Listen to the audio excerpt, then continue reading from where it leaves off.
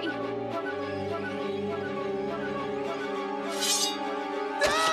Oh my god! I just wanted to borrow a cup of sugar! What a twist!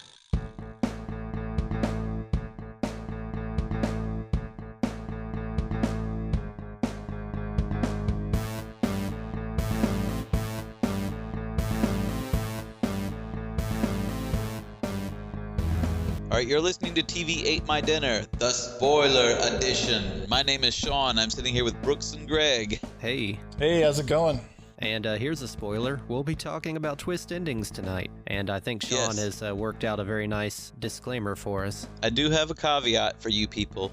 If you have not seen Psycho, Scream, Hostel, Hard Candy, Audition, Angel Heart, Fight Club, The Others, What Lies Beneath, Raising Cain, Hide and Seek, The Machinist, The Number 23, Malice Unbreakable, The Empire Strikes Back, Shattered, Total Recall, The Sixth Day, Jacob's Ladder, Stay, Shattered, The Crying Game, Color of Night, Identity, Frailty, Fallen, In the Mouth of Madness, Brain Dead, King of the Ants, The Last Action Hero, Minority Report, Rush Hour 3, Lord of the Rings, Goldeneye, The Hitcher, Sin City, Batman Begins, The Da Vinci Code, The Sixth Sense, The Village, Pan's Labyrinth, or Bachelor Party, then you might want to skip this episode because we're getting deep into the intricate secrets of all these films. Now, if you have seen all of those, then by all means continue. Yeah, you're part of the Sean Nerd Society. You're definitely part of the Gilberto Army. I'm gonna have to bow out because I haven't seen all those movies, so I guess I'll talk to you later. Yeah, really. I haven't seen the number 23, and I don't want that spoiled for me, so I got to go. Really? Yeah. Because you're going to have a hard time later on. We're happy to have Greg back, by the way. Greg, there was some fear for a while. A lot of this is one of Greg's favorite words, scuttlebutt. There was some scuttlebutt that perhaps you had been swallowed by your haunted house. Yeah, apparently that is my favorite word because based on my use of it in the first episode, I do seem to like scuttlebutt quite a bit, but I'll lay off on that. But no, I was not eaten by my house. It came close there for a while, but just moving into a new house and getting furniture moved in, and also having to deal with some leaky pipes and a new roof and boarding up that portal to hell. What's that? And demons. And portals. Oh yeah, and the soul-sucking demons. You know, like just like every homeowner. The truth, and he's not telling everybody this, is that it took him this long because he had to move his robot collection. That's right. That's right.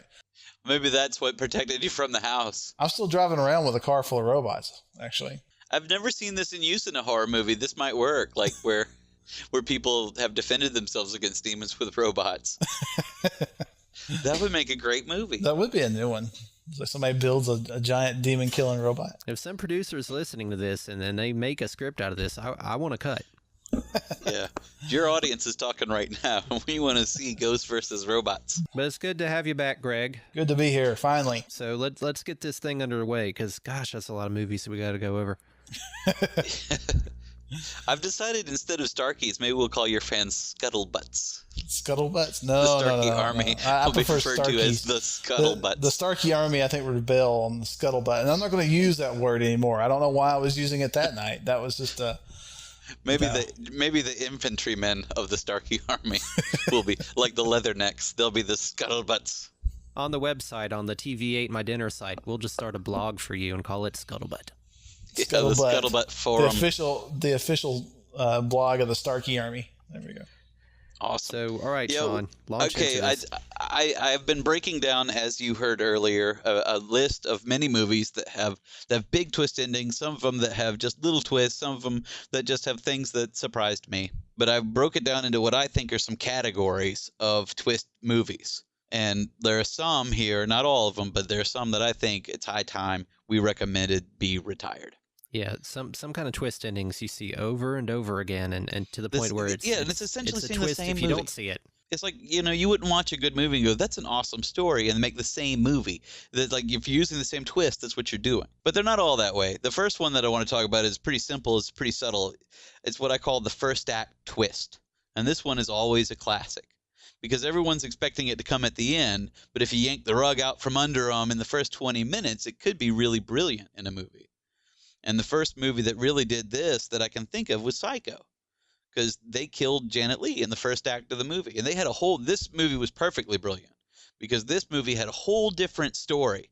I mean, like, she robs a bank, she's on the run, she's the star of the movie, And then the next thing you know, dead, first act. Whole other movie going on. Like, that's awesome. Yeah, I can imagine how shocking that must have been. I know, like, especially back before the days of, especially before where they were saying, you know, there's a big twist in this movie and everyone goes to look. They thought this movie was pretty straightforward and then it's about something else. And Scream kind of did that. They had Drew Barrymore all over the posters and the ads for Scream, and then she died in like the first 5 minutes. I think another movie that has a similar twist like that is also from Dusk Till Dawn. Yeah, I was just thinking that, where they do, that's like a second act thing, but yeah, where it's, and it's almost a shame because they do it so well in that movie that the part where it isn't vampires is actually a better movie. Whoops. Like, it's almost makes you mad that they interrupted a perfectly good movie. But Hostel sort of did that too. There was a second act switcheroo where they had a guy who you thought was going to be like the doofy hero, and then he died in the first kill scene. That's really a first act twist, but that movie didn't get started till the second act. I thought you got the horror movie thing out of your system on episode 2. Twist endings? What do you think? There aren't that many sci-fi movies with twist endings. Yeah, there aren't that many comedies, that's for sure. Serenity had a twist ending. Just because somebody died? I mean, what was the twist ending? That's not a twist. Well, it was a shocker. The definition of twist endings is kind of open-ended. I guess what we're going for is something where they lead you to think the plot is going in a certain direction, and then you find out later that all the things that you saw earlier were actually talking about something else. Yeah, not every movie should have a surprising ending. What's our second category here? Let's see. This is one that I feel, this is the first category of things that I feel totally needs to be retired. Completely played out. It's the Turns Out I'm the Killer movie. Oh. And this is Angel Heart is the first movie I can remember that did this. Angel Heart. Back in the day, which was like a Mickey Rourke movie. But it was a pretty good movie. But it had a really well-structured thing where at the end it turns out he's the killer. And then Fight Club sort of does it. And it did it also really well because it's another movie that you didn't think of as a twist ending kind of movie. You didn't think there would be any twists because it was like it was a picture of soap on the poster, and it was like they were in a fight club. I thought this movie looks totally lame, and then you see it and you're like, it's very clever. But it was almost brilliantly advertised in that it was advertised so poorly. Because if they told you it was a brilliant movie, that you might have seen that coming. But The Others with Nicole Kidman, that's one that she turns out to be the killer. That one it's a good movie, but it's completely unscary after you know the twist. You can't watch that again because then you know how it ends, you know. Like, also Harrison Ford turned out to be the killer in What Lies Beneath. Oh, yeah. Terrible movie with a terrible twist. Raising Cain did it pretty well because it was just a schizo movie, you know, just a crazy guy that's like breaking it down to basics. And Hide and Seek, which was basically the same thing with Robert De Niro, that turned out to be that way. You know, that's not surprising to me because that's in so many other movies.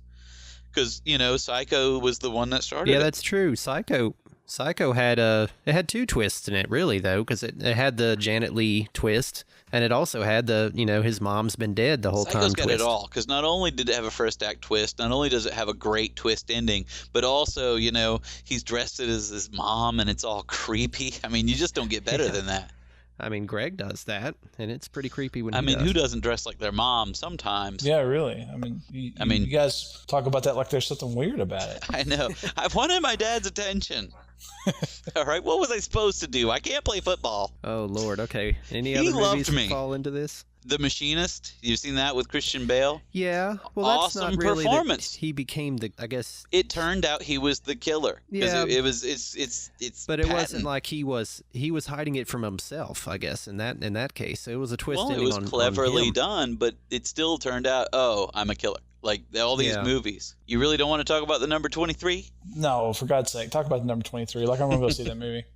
Because it's one of those. It's actually a pretty good movie. Up to a point. I really like it. But, you know, the book is about he's reading a book about a murderer, and the life of the murderer eerily mirrors his own life. And then at the end, it turns out he wrote the book. Big and then, surprise. that one, I liked that movie up to that point, but what really made me mad is it does a thing that twist ending movies do that really I can't stand, which is then at the end of the movie, they're like, yeah, well, I did this thing, and then I had amnesia for a while and stuff. It's like, whoa. Through the whole time of him saying all this about like how eerie it was that this seemed like his own life, no one ever related this back to the fact that he had amnesia, and it was altogether plausible it could have been him. They never mentioned that once in the movie.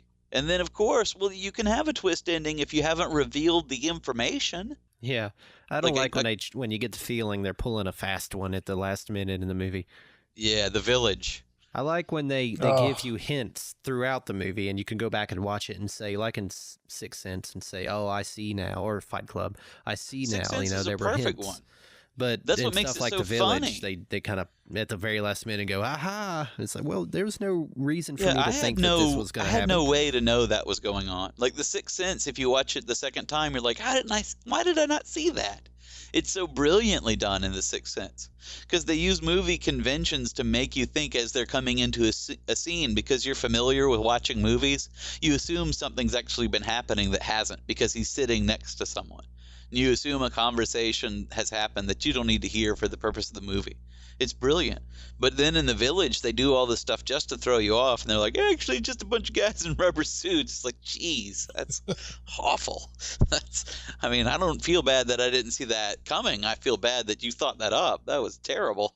What happened? So we need to retire the "I'm the killer." I'm the killer. Well, yeah, because it's done so many times. It's usually pretty obvious if you look for things. Whenever there's a character involved that doesn't really have a purpose, they have a purpose. They're the killer. That's probably that is a good rule of thumb. And in your real life, you should avoid those people. If they go and interview some guy in Law and Order and you're like, why are they talking to this guy? What's he got to do with anything? He's the killer. Yep. I actually am going to talk about Law and Order a little later because they fall into another category. All right. Well, let's progress then. By all Move means. on. Okay, the next one is called the switcheroo, or the trust no one twist. And this is simple. This happens in regular movies. It's not a twist ending sort of thing at all. It's just where all of a sudden everything flips over halfway through the movie, and what you thought was going to happen isn't what happens. Like good guys turn into bad guys turn into good guys, blah, blah, blah. And this happened to Bill Pullman in Malice because his wife, Nicole Kidman, turned out to be pulling a fast one on him to get him involved in this malpractice scandal. And it really didn't happen in the middle, but it was basically the end of Unbreakable because Sam Jackson turns out to be the bad guy at the very end, even though he's the one who was helping to create the superhero. Yeah. And the ultimate switcheroo ever is The Empire Strikes Back. Darth Vader reveals that he didn't murder Luke's father, as Obi-Wan had told him, but he in fact was Luke's father. This is, I'm sad to say, one of the greatest movie twists ever. And it's going to be lost in the annals of movie history because they made those prequels. And the prequels, they lay out the backstory. Like everyone from now on will know that as background. But when we were kids and that happened, we were like, what? Yeah, that was devastating. You're crazy. Yeah, that ruined their whole universe. It messed you up for 2 years until you got some sort of explanation about it. I know. I don't want to talk about anything. I actually think for 2 years I thought he was lying. This is going to come out in the second movie. That was a bunch of crap. Well, they didn't even have the same last name. What are you talking about? I'm 10 years Skywalker, old. Vader, didn't know that apparently Darth is a title, not the first name. Know. I mean, who didn't know Darth Vader was a make-up name? But come on, my best friend's Chewbacca. I didn't know. Well, before we get off on another Star Wars rant, which we could do, we could just spend 2 hours talking about Star Wars. We may do a Star Wars episode. Another switcheroo movie that I think really shocked the bejesus out of me was L.A. Confidential. When who's the pig guy? Cromwell? Shot Kevin Spacey. And that leads into actually the next one we're talking about, which is the typecasting twist. That movie didn't do it as bad because Cromwell wasn't playing all villains back then. But if you start to see him in movies now, his characters have become more sinister, and it's gotten to the point where you can tell if he's going to be bad or not. It's like, oh, if they got James Cromwell, then he's probably going to turn out to be bad in the end. And this is something that The Last Action Hero brought up. Because you remember the kid, he sees F. Murray Abraham in the police station. He's like, don't trust him. He killed Mozart because he's seen all the movies. And this becomes true because I watched Rush Hour 3 yesterday. And Max von Sydow is in it. And he's like this politician. And they're like, they're trying to find these secret gangster guys. And they're protecting him. And the whole time I'm like, nah, he's a bad guy. He's going to turn out to be in on it. Because I've seen Minority Report, and that's exactly the thing. He was the leader of the future cop thing or whatever they call it, pre-crime, and then he ended up being the bad guy at the end of that movie. And in the same kind of scene as L.A. Confidential, when Colin Farrell starts to get too close, bam, dead. Yeah. But to a lesser degree, you got Brian Cox is the same way, because he's always playing some rogue government guy obsessed with turning people into super assassins. Because he did it in X2 with Wolverine. He did it in Bourne Supremacy. He brought us Jason Bourne. I don't know what it is. And he had a switcheroo moment in the middle of that movie where a guy got too close. He's like, sir, I wanted to tell you, here's a good life lesson from movies. If things are weird and you think there's like an inside guy, don't take your boss off somewhere by himself and tell him all the things that you've learned but haven't written down yet. Because that's it. Or at least you should probably say, sir, I have all this documented in a secret location. Just Exactly. I've already sent this to your boss. I'm just bouncing this off you. So in case you're thinking about bumping me off somewhere later on in this movie. Yeah, protect yourself. You're in a spy movie, man. Use your head. Because you knew Boromir was going to turn on everybody in Lord of the Rings. Why? Because he's played by Sean Bean. He turned against Her Majesty's Secret Service in GoldenEye. He double-crossed Nick Cage in National Treasure. That's why he was the perfect guy to play the hitchhiker in the Hitcher remake. So he's just taken after his daddy, Rutger Hauer, who was the original Hitcher, but he was also the lead replicant in Blade Runner. So you had no problem when you saw the opening credits of Sin City and Batman Begins. You're like, yeah, he's a bad guy. I had no idea he was Rutger Hauer's kid. Oh, he's not. I'm just saying that's his godfather in spirit. He is the heir apparent of Rutger Hauer. That's why he was the perfect guy to play the Hitcher when they did a remake, because it's like he is so the modern day Rutger Hauer. And then Ian McKellen, if you outside those Lord of the Rings movies, if he's not playing Gandalf, you can bet he's going to turn out to be bad. I knew that. I saw the commercials for the Da Vinci Code, and I'm like, yep, bad guy. So you got to be careful. After Malice and the others, you might not want to stand too close to Nicole Kidman either, especially in movies like The Invasion, because that chick is a ticking time bomb. She's bad news. When she's not turning bad herself, they're making some evil version of her. I don't know what it is about Nicole Kidman, but she scares the crap out of me. All right, what's your next twisty plot? Here's another one that you could retire, and that's I'm Not Really Me. This comes up a lot. There was a really good thriller called Shattered with Tom Berenger like a few years ago, like 15, I mean. Yeah. And it was pretty good, and it followed that. But they advertise it like the shocking ending of Shattered. You will never guess. It's like, I'll totally guess it if you tell me that, because I'm looking for it. It's obvious if you told me it was a twist. But Arnold Schwarzenegger has done this a couple of times. He did it in Total Recall. He did it in 6 Days. Like he's kind of like Nicole Kidman. They should get together and make a movie, because they're both obsessed with what will happen when they're replicated or fabricated. Identity put a good spin on this because everybody turned out to be the same guy in that movie. Frailty and Fallen both did this, and they both did it in sort of the same way, where the narrator actually turns out to be the killer, but it's not the person you think is narrating. Like, they make it seem like it's another person talking. So that was kind of clever. And it worked pretty well in both of those movies. And it's for the same reason. You don't really expect a twist. They're not twist-ending kind of movies. In the Mouth of Madness is the ultimate, because Sam Neill turns out to not be real at all. He's a fictional character created by a madman who's been given the power to rewrite reality by ancient beings trying to take over the world. Now that's a twist. Yeah. What a twist! I'm losing me. Yeah, that's the greatest moment. Like, what a dramatic thing to just say to somebody. It's fun to say when you're frustrated at the office. I'm losing me. Yeah. That is good, because you get people's attention when you say stuff like that. Just in the middle of a meeting breakdown, I'm losing me. And then you just kind of wander around the conference table laughing. Hey, Sean, these TPS reports are not filled out right. Yeah. I'm losing me. Yeah. You just start kind of giggling like a crazy person. Just, I'm losing me, guys. That movie High Tension kind of does that too, where it's you think it's a trucker guy killing people the whole movie, and it turns out, no, it's the girl that he's chasing around. She's the killer. Like, how does that make sense? Stupid. No, because the thing that makes it really stupid is that once it's revealed, you can't backtrack and go, that makes sense. Because there are realistic elements. Like, what is that truck then?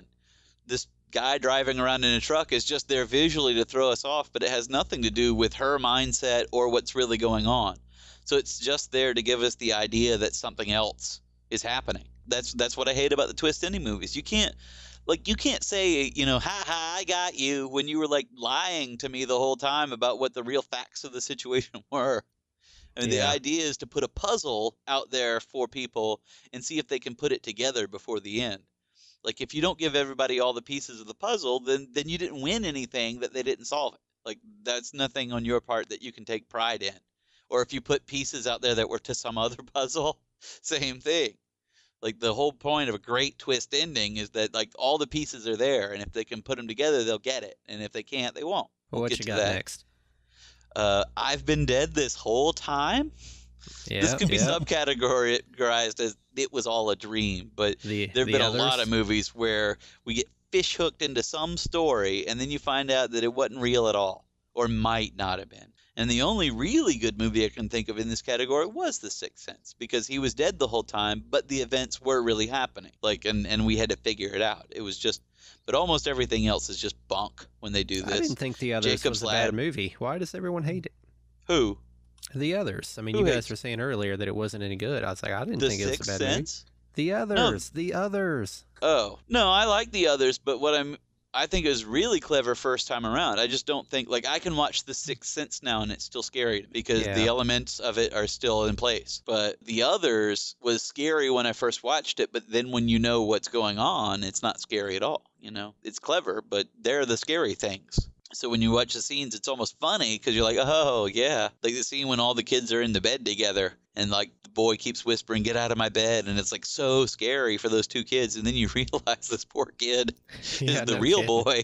And he's got two ghosts sitting in his bed arguing about something else. But he's like, I want to sleep. Jeez. I can't take this. I'm like 8. Can't deal with sharing a bed with two ghosts. What other movies fall into this? Jacob's Ladder is the one I was talking about, which was it's a good movie, but it has this elaborate story that turns out to all be not true. Because the whole time he's dead on a slab. And it's this huge, intricate conspiracy plot that he uncovers, and then all of it turns out to not be real. It's kind of it feels like a waste of time. You know, you like those movies that mess with your head to some point, but it feels like a waste of time to have invested in this story that wasn't real. Like when somebody's telling you about a dream they had, you're like, yeah, okay, whatever. I want to interject something that's nothing on topic, but as we're talking, that Star Trek Enterprise show's on TV on mute, and I'm just watching it on mute while we're talking, and they've got the communications officer who's like a hot Asian chick who speaks a lot of languages. She's crawling around in the air shafts for no reason, and there's a scene where she jumps out, and as she jumps down into the hall, it rips her shirt off, and she pops down topless into the hall.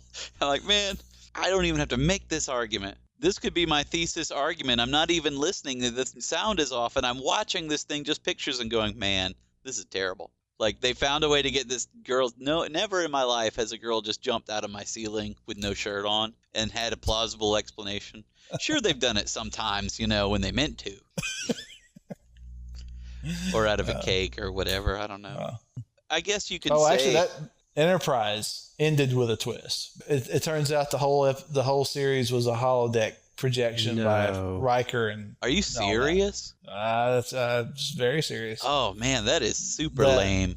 Yeah, apparently Riker has been going through studying early Federation history. Is that why he's the cook or something at the end? Wasn't that like a twist also? Yeah, exactly. It's like, hello children. Yeah, and it's Riker. Hi Riker. Hey chef. Making sweet love to aliens. What we're learning is that all these naked girls in the show are really just Riker's fantasy. I guess, that's right. That explains everything. You see, I'm not a bad writer. Riker is just a perv. I always had my suspicions about him. Don't never trust a guy in a beard. Hey, but anyway, move on. Yeah, you're right. More twisty endings. It's all right. We're coming to an end. This almost plays in, like we were talking about the holodeck stuff, because there is a raunchy aspect to the twist endings, and they don't just apply to horror movies. But there's she's a dude. This is one of the worst twists ever. Or you can also call this the unwelcome penis twist. The Crying Game being the perfect example. Wait a minute. You telling me there's a twist to the Crying Game? I've not heard this. Who doesn't love boys? Because that's basically what happens. It's like you were basically just making out with a semi-prepubescent boy. I can remember a Bruce Willis movie called Color of Night. Yeah. And they did a reverse She's a Dude, where he was hooking up with a girl who was pretending to be a dude. And Well, that that's actually weird. worked halfway. I mean, she wasn't pretending to be a dude while he was hooking up with her. He knew, like, he wouldn't, like, she got naked and he was like, no! Boobs! Gross! And yeah, is that the only example you have of the? Well, that's the best one. I think everybody else just does it for fun and probably because of the crying game. I remember Bachelor Party had a she's a dude moment. Oh, well, I Where mean, he a lot hooks- of comedies do. I mean, there's Yeah. a couple in particular I could think of. Well, Crocodile Dundee had a she's a Oh, dude. she's a shit. Yeah. What is it? Entourage actually a couple weeks ago had I was actually going to say that. Had a she's a dude. pretty graphic tranny moment. Yeah. So there's Remember that. that There was a movie that I saw that was pure awful, like just a pure pile of awful, called King of the Ants, which is one of those indie movies where it thinks being indie forgives when it's just bad. But it had Kari Wurr in it, and it's got a nude scene with her, and it goes a little. Well, it can't be all bad. Well, you find out that Kari Wurr doesn't have like as nice boobs as you would think, but she surprisingly has a very nice penis, which I Oh. didn't see that coming. well, that's the twist. So that was Yeah, a twist. What a twist. Like, wow, I thought this movie was just lame, but also that chick has a something. That chick is packing. Pretty much, to me, the final category that isn't necessarily bad, and it doesn't necessarily, because it kind of, in a lot of ways, encapsulates most twist ending movies. But there's a particular brand that is worse, and I like to call it the 11th hour reveal. And this is what we were already talking about before, where it's like you've invested in the movie up to a point, and then at the very end, they introduce all this stuff that you couldn't have possibly known, and that's the twist. And that's what, like, Shyamalan got so excited about doing twists that he just started doing that, like with The Village, where it's like, wait a second, now I'm supposed to ooh and ah because The Village turned out to be a bunch of weirdos dressed as Quakers who like to run around in rubber monster suits to scare the kids because they couldn't cope with the modern world? I don't get that at all. That just makes me want my money back. To me, I think that was the one that unofficially announced it's over, everybody. Out of the pool. Like, that was the guy. He's the guy who jumped in and the water turned yellow. And everyone's like, out! gross. Everyone out! Party's over! No more twist ending movies. Well, I think the twists are like the big twists are usually such nuclear bombs of a story development that that people talk about them forever, and so you get all these imitators out there, and it ends up just being silly after a while because nobody's going to be able to repeat that one movie where they got you. But the thing is, And, I think it's when they try so hard to get you is where it goes wrong. It used to be people would come up with a good story, and basically the whole story would be built around this twist, just about. And that's why it worked. And then you get these movies where like, what would make this movie work if we had a neat twist ending? And they sort of write it backwards from that point. Yeah, I think I'm just desensitized to the twist ending because we've seen it so many times. It's not at all clever anymore. We didn't mention some of the famous great ones. Like, I think probably the most famous being Planet of the Apes. I was going to get to Planet of the Apes. Yeah, you're right. That's Planet of the that Apes one is created and destroyed its own category. That's it had a this category? isn't a planet of monkeys. It's the future of our planet, and monkeys have taken over. Just to be clear, we're talking about the Planet of the Apes from, what is it, 68, 69? Which Yeah, all the listed, original, not the Rod Serling one. By the way, if you want to talk about the guy who invented the twist ending, Planet of the Apes was scripted by Rod Serling. Mhm. Twilight Zone, that's where they piloted the concept of the twist ending. That's where all the great ones happened. And then movies, there were the great movies that did it. But you just can't recapture that, I guess. I guess you can't write a movie thinking we got to come up with a twist. It's got to be natural. Well, I think that you can if you're doing it for the right reason. When Serling did Twist, it was kind of to bring home a point that he was trying to make. It wasn't just to surprise the audience. It was to demonstrate something, like in Planet of the Apes, to show this is the path we're on. This is what's going to happen. Yeah, shocking and emotionally valuable.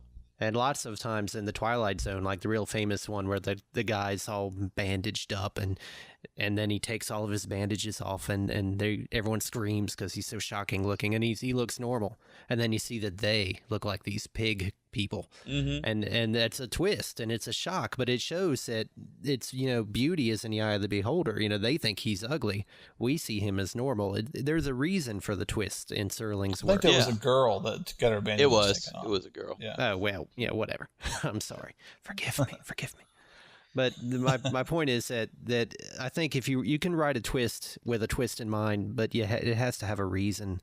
It has to demonstrate something. There has to be a point to it, not just to surprise the audience, which is what I'm afraid is what we get nowadays. It's like, ooh, didn't see that coming. Well, I think that's what happened with The Sixth Sense. I think that's where Shyamalan had it right, because the twist, it all fed the story. Because why is he so obsessed with this kid? It's partly because he has this backstory of this other kid, but it's mostly because he is one of these ghosts and he does have this unfinished business. Why does he have nothing but time to spend with this one kid? It feeds right into the story. It feeds into the emotional core of the story. That this is the thing he has to complete to let go. I think The Prestige did a pretty good twist. I had a couple good twists. I mean, innovative and not something I've seen before. A little bit. I found The Prestige to be interesting, but I was kind of disappointed that that they introduced a sort of fantastic element into the story. Because I thought it was kind of clever. I mean, I'm not saying it was bad at all, because it makes it kind of sad and ironic for this one guy, because he's just a regular guy and he's competing with this other guy who is actually magic. Do you have more on your list? I think I have an addendum to the 11th hour reveal. I think it's separate, but I think it's about the same thing. And this isn't a type of twist ending. It's just a convention that is well overused, and I call it the slip up. And all it is like where you have like the bad guy accidentally reveals himself at the end by revealing some piece of information he couldn't possibly know unless he were the bad guy.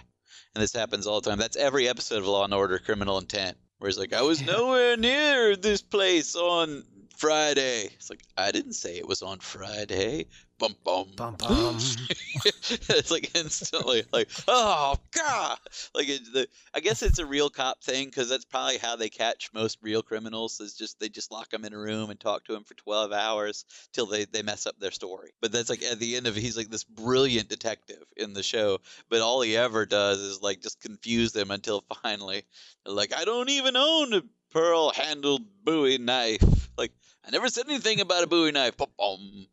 Just instantly snap. Episode over. We should also mention The Usual Suspects, because that's another one of those that everyone mentions when they talk about twist endings. That's a famous one. What's strange is I never mentioned that because it's so good. It's so well done. And it kind of breaks the rule that I already established, because it's not a twist in that you were supposed to get it, because there's no way you could have. But it is clever. I don't know. It's the exception to me that proves the rule, because all the things that he says that show that he thought it all up while he was sitting there are on that bulletin board, and you can't see that stuff until later. You're not meant to get that there's a twist coming. It's just a clever ending, but it does make sense. Like that this Kaiser Soze character is just this legend that he made up, or is he? Or was he? Well, that about wraps it up. I think we've covered everything we can. Yeah, well, I mean, there's tons of twist endings that we didn't mention, I'm sure. But, we just tried to go over some broad categories for you. I'm sorry if we spoiled anything that you wanted to see, but I think that we didn't give away too much. Yeah. I don't think. I think we mostly saved you from some wasting some time. Yeah, probably. Yeah. Well, thanks for listening. This is TV Ate My Dinner. If you want to check out further episodes, go to tvatemydinner.com, or you can search for us on iTunes if you want to subscribe to the podcast. Also, while you're at it, check out darkcrazy.com. That's Sean's site. It's got a lot of it's his publishing site, so he's got poetry, fiction, and artwork, and you can submit stuff. He takes submissions. So it's true. That's feedback at darkcrazy.com. And feedback at tvatemydinner.com is how you can reach us here at the show if you have any comments or concerns. We will always welcome it. And I appreciate you listening. I guess we'll talk to you next week. In the meantime, this is Brooks. And I'm Sean. And where's Greg? Greg, are you there? That's strange. Well, wait, what's that sound? Well, someone's calling in. Hello? Hey guys, how's it going? I'm sorry I'm late. I just this house thing. I'm just still trying to get moved in. Are we ready to do the show? We're almost done with the show. Yeah, man. What are you talking about? You started without me? We've been talking to you the whole time. Yeah. What's going on, man? No, I just now tuned in. I've been working in the house. You mean you have not been talking with us? No. For like an hour. No, I've been, like I said, I was working in the house. We're doing some painting and things like that, and I feel really bad about that, but I haven't been on here at all. Well, then, if you're Greg, then who have we been talking to?